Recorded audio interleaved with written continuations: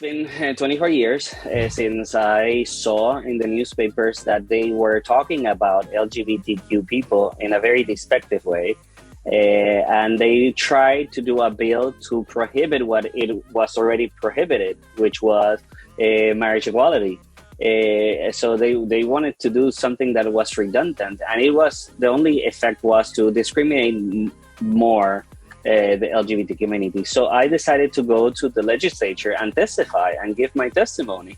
And I was a regular citizen who decided to come out of the closet in front of everybody in the legislature. And that's how it started. Then when I was sitting there, I just realized that I didn't see myself on the other side of the aisle because I didn't see any openly LGBTQ person sitting in the legislature. So I became the first openly gay and HIV positive candidate to run for office in Puerto Rico in our history. And that's how I started as an activist.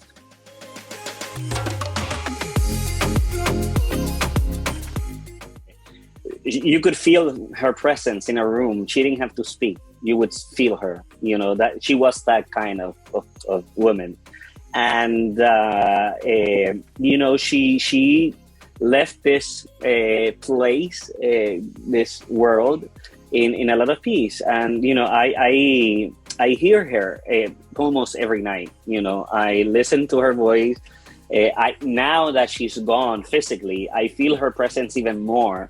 Oh. And I think that she is even more present at my, my morning walks and my afternoon walks.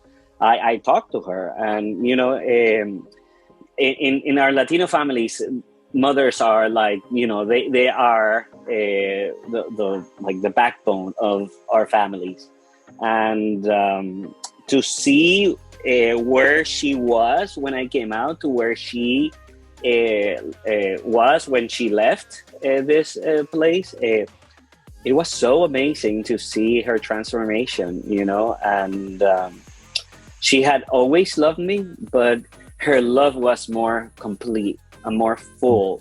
And my love for her and my growth as an individual was better because she was a commanding force in my life. So mi mamá me dijo, tú no tienes que dar todas las batallas, tienes que escoger tus batallas. Tú quieres hacerlo todo y no lo puedes hacer todo.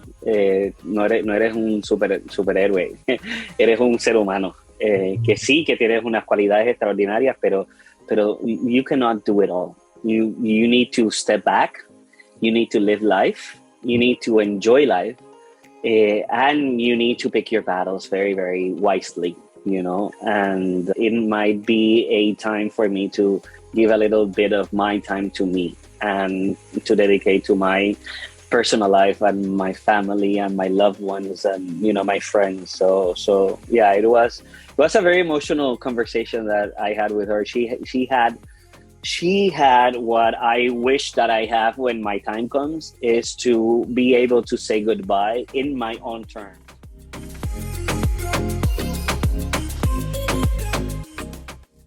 I would tell him it's gonna be okay. I would tell him that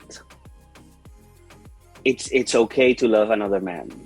It's okay to love someone of your same gender, your same sex.